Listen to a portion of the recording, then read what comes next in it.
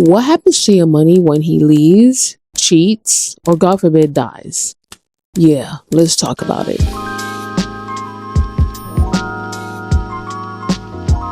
I think the reason a lot of women don't talk about this is because it feels disloyal. It feels as if it's like you're planning for a what if and it might manifest it, but it's just all about being prepared for the worst that could ever happen. It's protecting yourself financially. I used to feel this way until I reframed that perspective, and honestly, once I would long for something of my own to change. I currently have my Invisaligns in, so I'm looking in the mirror, so hopefully that doesn't change the way my voice sounds. Let's look at it like this. We don't have earthquake or flood insurance because you think that your house is going to flood or your house is going to collapse. You know what I mean? An earthquake. We have it because we love our home and we want to protect our family and what we have in our home. It's basically the same thing. Financial preparedness in your marriage is literally the same thing. It's an act of love towards yourself and honestly your family. I made the conscious decision that I will be financially whole individually, like standing on my own 2 feet. I don't care what it is. Even if my marriage is great, I just know for myself, I want to be able to have that assurance that I'm good. And it's the best thing that I could ever do in my family to be in a position where I'm financially ready and capable to do anything, God forbid, if anything happened. And this is the part that I want you to write down. Let's take some notes. Okay, listen, I got my laptop open. Okay, we're here to take notes. So the first thing is to know your financial picture. Both of you should know all the accounts. If you don't know these things, this is your first homework assignment. This is your first order of business. This was literally me last year. I vividly remember times where I'm like, Tom, what's the password to this? Like, and I'm realizing, first off, I'm bothering him. First of all, and I know how I'm set up. I don't like when people ask me too many questions when you can easily find out yourself. And I just know deep down inside, like, of course, he's great. He's willing to help me. He does it. But no, like, I have to know the login passwords. I need to know what's in our account. I can make transfers as well. I don't have to ask him to do that. We're in a partnership. Like, I can do it. He can do it. Number 2, maintain your own credit. And like I told you in the last video, have my own credit line helped us so many times by providing my husband, or even like not providing, but surprising him with really cool luxury experiences like a resort, even being able to get a new car based off of my own credit score alone. So having your own credit is key. But for an authorized user, if you have kids, add your kids on there. And this is only if you have a good credit score and you are responsible with your money, okay? If you're not, don't go ruining your kids' credit score. But my kids are on our credit cards as authorized users, so then they have a long record of building credit. Honestly, credit is just a weird ideology. Honestly, it's like, oh, I'm good with money, look at my score, but we have to go with the program. And this is probably the easiest one. Like, we like to go shopping. I know you have a credit card, okay? Or you probably using your husband's credit card, but get one in your name and start using it wisely.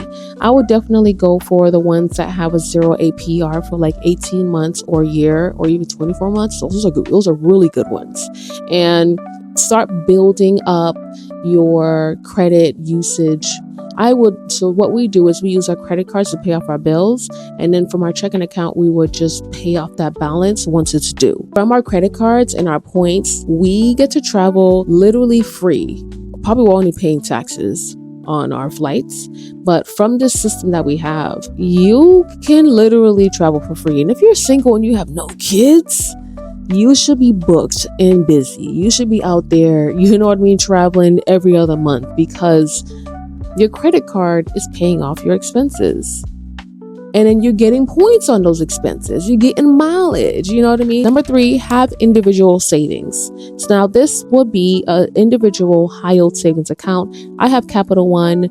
I'll have a link down below if you want to create yours there. But having a high yield savings account that is incurring interest on your money is essential. Just have one set aside just for you. And of course, you'll have one for the family. And honestly, if your husband wants to as well, he can go ahead and have one himself. Listen, the more accounts, the better. You know what I mean? I feel like diversifying and kind of allocating funds to where they belong for certain purposes really matters. 4, understanding your legal standing. Do you have a will? Do you have a trust with your husband? Are your beneficiaries designated? I need to take these out. Hold on. Listen, I've been doing Invisalign for like a year and some change. I used to have a gap in the front. she's gone. She's gone. Look at that. Listen, I'm a new girl. I feel like 2025 was like, listen, you're gonna walk into 2026 a whole new woman, and we're here. It's all about understanding where you stand legally with the wills and the trusts and the beneficiary designations, life insurance, the retirement accounts. It does seem stressful and overwhelming, but just take it one thing at a time. If you're a stay-at-home mom but your husband works, you know, a 9-to-5 job, and he has the benefits like the 401k, he has all the things, definitely just check in with him. Be like, hey, like, how are things with the beneficiaries on there? Because usually, especially with the company, like the dashboard, at least for my husband's, he can designate those. So I'm on there, the kids are on there, you know, God forbid if something happens to him, we are set, we're good.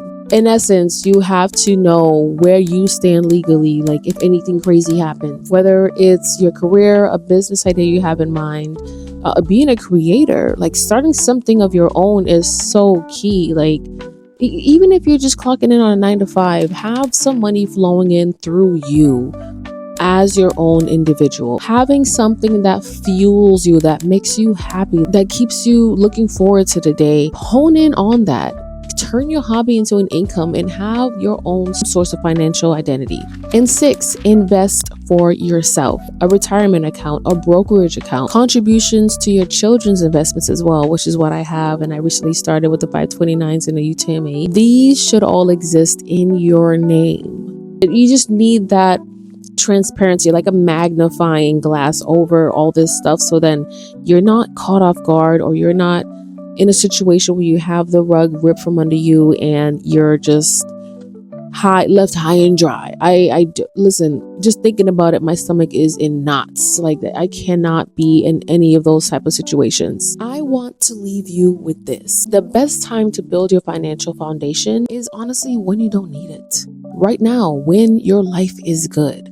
This is the perfect time to prepare. Her money guide that I created for you is here right in time just for you. It's built for this moment. It's a step-by-step financial playbook for women like you and I. And it covers wealth building, investing for yourself, breaking down the different terminologies, because it can get kind of confusing, but I promise you, once you go through your guide, you'll be like, okay, now that makes sense. It's girl coded. You know what I mean? I broke it down just for you and I to go through and really lock in on this information. I consider it a bonus. Your guide has a section to invest on your children, like, and what that looks like.